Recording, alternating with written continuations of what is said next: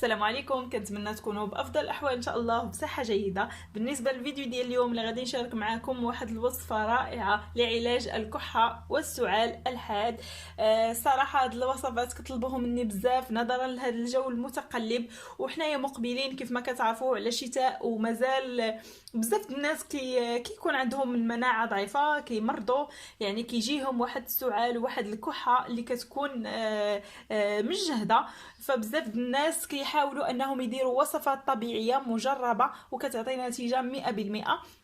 وانا دائما كنحط لكم وصفات كينجحوا معكم. بزاف الناس كيشكروني على وصفات اللي كنحط حيت قدامين وكانوا كيستعملوهم لنا الجدوات ديالنا والامهات ديالنا، فكانوا فعلا كيعطيونا نتيجه، وكنتهنى بدون دواء بلا سيرو بلا حتى شي حاجه، يعني كتعطينا نتيجه 100%. وهنا كيف ما كتشوفوا غادي نشارك معكم هذه الوصفه اللي كتعطينا نتائج هائله في مده 3 ايام. كنتخلصوا من السعال والكحه والصدر ديالنا كيرتاح لينا، ما كيبقاوش فيه يعني ما كنبقاوش نحسوا بداك في الصدر ديالنا كيكون فحال اللي عامر، ما كنبقاوش نحسوا كيخوى لينا الصدر ديالنا، كتنقى لينا الذات ديالنا. هاد الوصفه مجربه وكتعطينا نتائج هائله جدا. ما غاديش نحتاجو كيف ما قلت لكم لا الادويه لا السيرويات لا والو، غادي نتهناو من هاد الناحيه. فهنايا كيف ما كتلاحظوا غادي نحتاجوا هذا المكون اللي هو الدنجال، اللي متوفر في كل بيت وكيكون يعني متواجد في البيوت. هنايا غادي نحتاجوا الدنجال على حسابكم نتوما، تقدروا ديروا دنجاله تكون كبيره اولا الباذنجال اولا الدنجال تكون صغيره، المهم داكشي اللي متوفر عندكم واللي باغيين تديروه. فهنايا كيف ما كتلاحظوا كيف ما قلت لكم غادي ناخذوا هاد الباذنجال، غادي ناخذوا هنايا نحيدوا ليها الراس ديالها على هذا الشكل هذا كيف ما كتشوفوا. بطبيعه الحال غادي نكونوا غاسلينها مزيان صافي. هنايا غادي نحاولوا نحيدوا ليها القلب ديالها على هذا الشكل هذا، غادي نفتحوها هكا شويه من الداخل.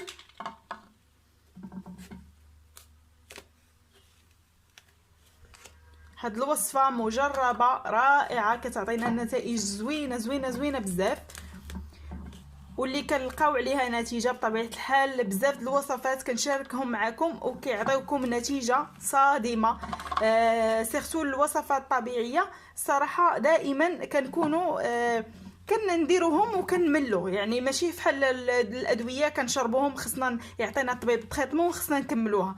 الوصفات الطبيعيه كنستعملوها مره وصافي، ولكن هذه الوصفه فكتعطيكم النتيجه من اول يوم غادي ديروها فيه صافي. هنا كيف ما كتشوفوا انا درت واحد خويتها شويه من الداخل كيف ما كتلاحظوا. غادي نحاول نحطها هنايا. فهنايا مباشره غادي ناخذوا واحد نصف ليمونه اولا حامضه كيف ما كتلاحظوا، وغادي نحاولوا نديروا واحد القطرات في هاد الباذنجان كيف ما كتشوفوا. فكيف ما كنعرفوا ان الليمون اولا الحامض فهو فيه فيتامين سي اللي كتساعد الجسم ديالنا في هذا الفصل هذا، فهي كتعطيه الطاقه. يعني اي فيتامين سي كيعطينا واحد الطاقه وما كيخليناش دائما اننا عيانين ما كنقدروش نتحركوا كنبغيو نبقاو غير متكيين. فبالنسبه للليمون اولا البرتقال اولا الحامض فهو زوين بزاف في هذا الفصل اننا نشربوه، كيعطينا واحد الطاقه واحد الطاقه واحد القدره على التحكم في الذات ديالنا صافي. هنا كيف ما كتلاحظوا انا وضعت واحد القطرات من الليمون اولا الحامض. مباشره هنايا غادي نعطيكم واحد الاختيارات اللي يمكن لكم ديروا. اول اختيار انكم ديروا عسل نحل، يعني عسل حر، عسل نحل طبيعي ديال النحل. الا بغيتوا تضيفوه في هذه الوصفه فغادي تضيفوا منه واحد الملعقه وغادي تضيفوها هنايا لداخل. كما انكم تقدروا ديروا سكر حبيبات اولا السكر سنيده، يعني عندكم اختيارات سكر حبيبات اولا سكر سنيده. فمن بعد ما كتذوب لينا مع هذا الحامض او الليمون ومع الباذنجان، يعني كيعطي واحد السيرو ديالو، فهذاك السيرو هو اللي كيساعدنا على التخلص من الكحه اولا السعال الحاد. يعني هذه الوصفه هذه هي اللي كتخلصنا من الكحه اولا السعال الحاد. هذه الوصفه رائعه، كنصحكم انكم ديروها، فكتعطينا نتيجه غزاله غزاله غزاله بزاف. صافي هنايا كيف ما كتلاحظوا معايا كيف قلت لكم، يا اما غادي ديروا سكر حبيبات اولا سكر سنيده، غادي نديروا واحد الكميه، يا اما غادي ديروا عسل نحل. هنايا كيف ما قلت لكم اللي بغيتوه ديروه. هنايا درت انا سكر حبيبات، غادي نحاول نوضع عليه واحد الكميه من عصير الليمون اولا الحامض. صافي وغادي ناخذوا هاد القطعه اللي قطعت من قبل، يعني الراس ديال الدنجال، غادي نوضعوا بهذه الطريقه هذه، وغادي نخليه المده ديال 6 سوايع، يعني من 3 سوايع حتى ل 6 سوايع غادي تخليوه. يمكن لكم ديروه في الصباح وتستعملوه في الليل. انا من بعد غادي نعطيكم الطريقه ديال هذا الباذنجان. دابا غادي نعطيكم طريقه ثانيه يمكن لكم ديروها بالباذنجان حتى هي سهله بزاف. غادي نخليها على جنب، وغادي ناخذ الباذنجان ديالي، غادي ناخذو كيف ما قلت لكم باذنجان على هذا الشكل، غادي نقطع ليها هاد القشور، غادي نحيد ليها القشور على هذا الشكل هذا. صراحه وصفات طبيعيه دائما كيعطيونا نتيجه اللي هي زوينه، غير خصنا نصبروا عليهم. ولكن هاد الوصفات اللي كنستعمل معكم ديال وصفات ديال قديم، الناس كانوا كيستعملوهم عوض انهم يشريو الدواء ولا يستعملوا الدواء، فكانوا كيعطيو نتيجه من اول استعمال. يعني كتحسي بالفرق، يعني واضح، كتحسي بواحد الفرق رائع في الذات ديالك، يعني كتحسي بتحسن.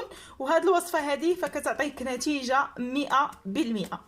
صافي هنايا كما كتلاحظوا الباذنجان ديالي ها هو، غادي نقيه على هاد الشكل هذا. ضروري نحيدوا له هاد القشره ديالو عاد نبداو نستعملوه. صافي هنايا مباشره غادي نزول القشر كيف ما كتشوفوا. الطريقه الثانيه غادي ناخذ هاد الباذنجاله وغادي نحاول انني نحكها في هاد الحكاكه على هاد الشكل هذا. غادي نحكوا واحد الكميه منها كيف ما كتشوفوا، بطريقه سهله حتى هي نتيجتها رائعه جدا. في هاد المرحله هذه الا بغيتوا تحكوه فيمكن لكم انكم تحكوه كيف ما كتشوفوا. الا بغيتوا تخليوه غير قطع وديروا له هاد الطريقه اللي غادي نوريكم يمكن لكم ديروها، انا عطيتكم اختيارات. صافي هنا كيف ما كتشوفوا غادي نوضع قطرات من الحامض اولا الليمون. ضروري هاد المرحله تقريبا نوضعوا واحد ملعقتين من الحامض اولا الليمون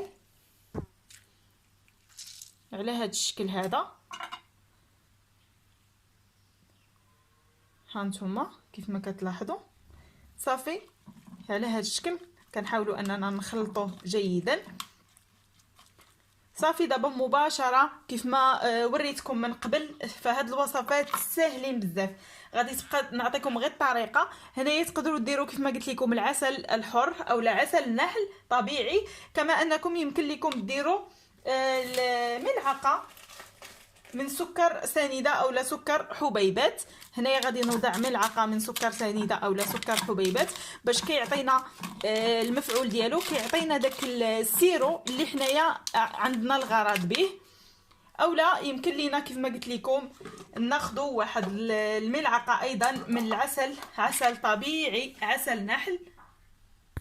ها انتم كيف ما كتشوفوا غادي نوضعوا الملعقه ديال العسل. فهاد الوصفه هذه رائعه، كتعطينا نتائج زوينه بزاف، ونتيجتها في الحال يعني كتبان من اليوم الاول، كتعطينا النتيجه اللي هي زوينه. هانتوما كيف ما كتلاحظوا كيف ما كتشوفوا فهو كيطلق لينا واحد الماء اللي هو السيرو اللي غادي نحتاجو كيف ما كتشوفوا. صافي دابا هنايا كيف ما كتشوفوا فكنخليوه على هذا الشكل هذا، وضروري ما نغطيو عليه ضروري باش هكا نحافظوا على المنافع ديالو. بالنسبه لهاد الطريقه فهي نفس الطريقه اللي كنديروا لهاد المبشور، يعني الباذنجان المبشور كنديروه لهاد المقطع هذا.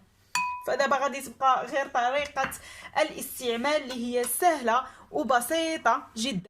فهاد الباذنجان هذا كيف ما قلت لكم كتخليوه من 3 سوايع حتى ل 6 سوايع، اولا تقدروا ديروه في الصباح وتخليوه حتى الليل. ولكن هاد الخليط هذا كديروه فقط نصف ساعه وكتشربوه.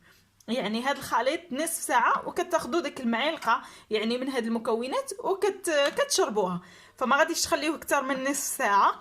ولكن بالنسبه لهذا الباذنجان هذا اللي كنحلوه من الداخل وكنديروا فيه المكونات، فكنخليوه كيف ما قلت لكم فقط كتخليوه واحد 3 سوايع حتى 6 سوايع، اولا ديروه في الصباح ولا ديروه من الاحسن ديروه في الصباح باش ديروه في الليل، حيت هاد الوصفتين كيتستعملوا في الليل ما كنستعملوهمش من غير الليل. يعني في الوقيته اللي غادي نكونوا غادي تكينا هكا وتغطينا مزيان، يعني لابسين مغطين مزيان، فكتستعملوا هاد الوصفه. كتاخذوا كيف قلت لكم واحد المعلقه وكتشربوها نهائيا ما كتبقى فيكم حتى شي حاجه بحال اللي كتكونوا كتكتبوا. يعني ضروري غادي نتغطاو جيدا ونلبسوا جيدا ونكونوا في الفراش هكا اللي غادي نعسوا، يعني ما نوضوش من بعد.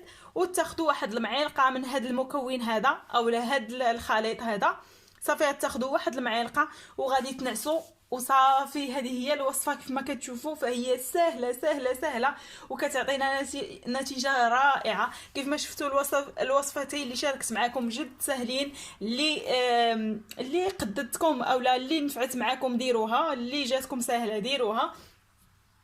كنتمنى ان الفيديو ديال اليوم تبارطاجيوه مع الناس اللي كتعرفوا وتشتركوا في القناه. بالنسبه للناس اللي اول مره غادي يشوفوا القناه ديالي فكنقول لكم ما تنساوش الاشتراك والضغط على زر الجرس هكا باش يوصلكم كل جديد. ودابا غادي نقول لكم بسلامه عليكم حتى الفيديو القادم ان شاء الله. تبقوا على خير.